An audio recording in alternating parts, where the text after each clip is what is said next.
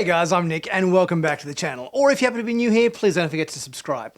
So today I'm talking about Star Trek Lower Decks. We've got the new season, Season 2, starting up later on this week. So I thought I'd do a little bit of a refresher video or a recap video talking about Season 1 and everything that happened in Season 1, just for those of you who'd like a little bit of a catch-up or a bit of a reminder as to what happened in Season 1 before we start watching Season 2 later on this week. So let's get right into our recap video of Star Trek Lower Decks Season 1. In the episode Second Contact, Ensign Devana Tendi arrives on the USS Cerritos and is given a tour by Ensigns Brad Boimler and Beckett Mariner. Boimler is asked by Captain Carol Freeman to report on any breaches of protocol made by Mariner. On a mission, Boimler catches Mariner giving equipment to local farmers. The pair are attacked by a farm animal which destroys Boimler's uniform and covers him in slime. Meanwhile, Commander Jack Ransom unknowingly carries an alien virus from the planet's surface to the Cerritos and it quickly infects much of the crew. Ensign Sam Rutherford is on a date with Ensign Barnes. They fight off infected crew members, but Rutherford loses interest because Barnes is not interested in the Cerritos mechanics. Chief Medical Officer Ta'ana uses the slime on Boimler to synthesize an antidote, receiving praise from Freeman. Boimler chooses not to report Mariner to the chagrin of Freeman, who is Mariner's mother, and was looking for a reason to have her removed from the ship. Mariner thanks Boimler and decides to mentor him towards becoming a captain. In the episode Envoys, Boimler is assigned to a mission to transport Klingon General Corrin to the Federation Embassy on Talgana 4. Mariner has herself assigned to the same mission, revealing that she is old friends with Corrin. The pair drink and reminisce while Boimler flies them to the planet. After they land, a drunken Corrin steals the shuttlecraft. While tracking down Corrin, Boimler feels he's unprepared for field work compared with Mariner and threatens to quit Starfleet. They are offered assistance from a Ferengi whom Mariner believes is trustworthy, but Boimler cautions against this and is proven correct when the Ferengi pulls a knife on them. Boimler scares the Ferengi away. The pair find Corrin and leave him at the embassy before returning to the Cerritos. Boimler teases Mariner about the Ferengi, unaware that Mariner has staged the incident. Meanwhile, Rutherford transfers from engineering to other divisions, hoping to have more time to spend with Tendi. He decides that engineering is where he wants to be, and she chooses to spend time with him while he works. In Temporal Edict, the Cerritos is en route to Cardassia Prime for peace negotiations when it is reassigned to instead deliver diplomatic trinkets to Gelrak 5. This angers Freeman, who believes the Cerritos is not respected by Starfleet. The ensigns teach Tendi about buffer time, a long-standing tradition in which the lower decks crew take time to relax between jobs. Boimler accidentally reveals this to Freeman, who institutes a time deadline for all tasks. The ship descends into chaos as the crew attempts to complete their work on time, and this causes the away team to take the wrong gift to Gelrak 5. In anger, the people of Gelrak 5 attack the Cerritos. The crew is unable to respond until Boimler reminds Freeman that they need to be able to complete their work in their own time. She halts the time deadlines and the crew are able to focus on repelling the attackers. Freeman later institutes a new mandate named the Boimler Effect that encourages crew members to take shortcuts, not to blindly follow the rules, and to build in buffer time whenever they deem fit. In Moist Vessel, the Cerritos joins a joint mission with the USS Merced to tow a disabled generation ship. The ship carries terraforming material that converts inert matter to organic matter. Freeman gives Mariner the most disliked jobs in an effort to force her to transfer to another ship, but Mariner finds a way to make these tasks enjoyable. Freeman then promotes Mariner to lieutenant in an effort to bore her into transferring. During the mission, the terraforming material cripples the Merced and begins terraforming the Cerritos. Mariner works with Freeman to escape the terraforming and use environmental controls to return the ship to its previous state, as well as rescue the crew of the Merced. Meanwhile, Tendi's clumsiness prevents Lieutenant O'Connor's spiritual ascension. During the terraforming disaster, O'Connor nearly sacrifices himself to save Tendi's life. This act causes him to ascend with what appears to be painful results. Afterwards, Mariner is demoted back to ensign for making fun of an admiral's uncommon pronunciation of the word censor. In Cupid's Errant Arrow, Boimler welcomes his girlfriend Barbara onto the Cerritos. Mariner believes Barbara cannot be sincerely interested in Boimler and becomes obsessed with conspiracy theories about her. The Cerritos provides support to the USS Vancouver in the controlled demolition of an unstable moon, as Freeman deals with the alien politics involved before it can proceed. Rutherford and Tendi are excited to tour the much more advanced Vancouver with its state-of-the-art technology. After a brief competitive exercise, Lieutenant Commander Descent demands to transfer one of them to the Vancouver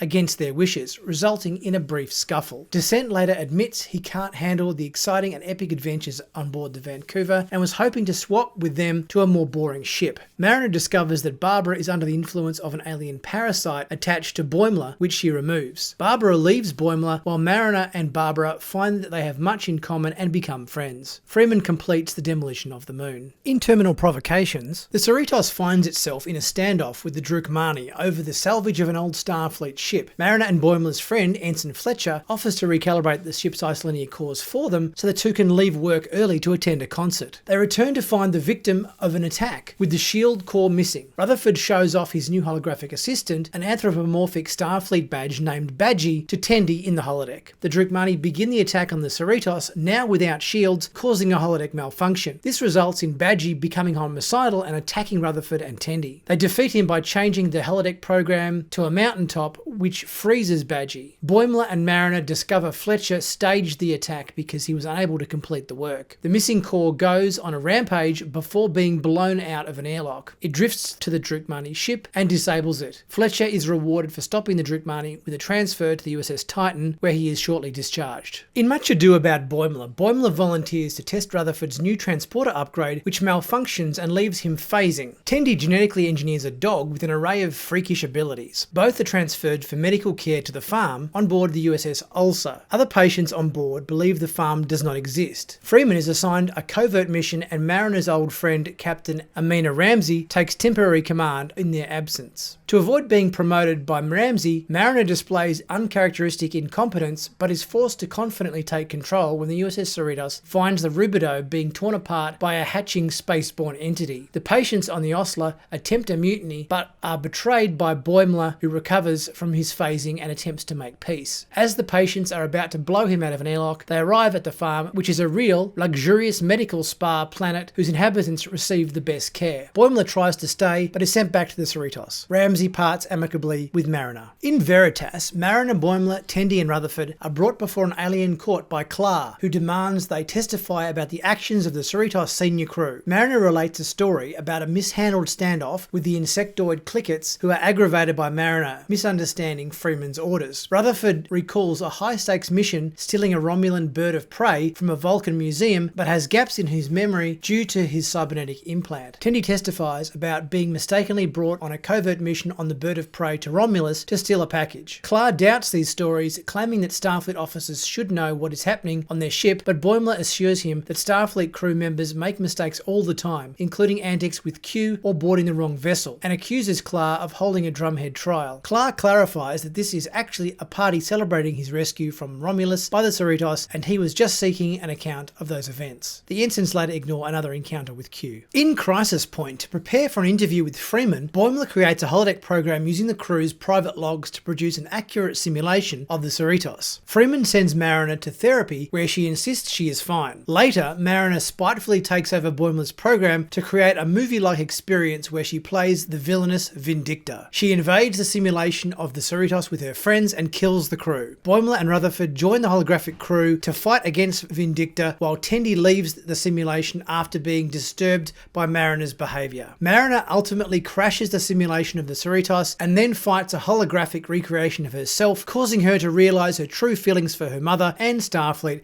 as she does. Concluding this therapy has worked, she leaves the holodeck. Boimler completes the simulation and accidentally discovers that Freeman is Mariner's mother. With this knowledge, Boimler panics and flunks his interview with the captain. In no small parts, Boimler inadvertently reveals to the crew that Mariner is in fact Freeman's daughter. The Cerritos picks up new crew members, including an exocomp named Peanut Hamper. They receive a distress call from the USS Solvang and find it destroyed by the Packlids, who have become a threat whilst being ignored by Starfleet. They begin tearing apart the Cerritos. Rutherford plans to disable the Packlid ship by using a computer virus developed by Badgie. Peanut Hamper refuses to deliver the virus, forcing Lieutenant Shax and Rutherford to fly a shuttle to the Packlid ship. There, Badgie uploads the virus but also engages the ship's self-destruct to kill Rutherford. Shax takes Rutherford's cybernetic implants and sacrifices himself to help Rutherford escape. Rutherford loses his long-term memory, and as more Packlid ships arrive, the Cerritos is saved by the USS Titan, captained by William Riker. A funeral is held for Shax. Freeman makes peace with Mariner and proposes they work together to bend Starfleet regulations. Boimler accepts a promotion to the USS Titan.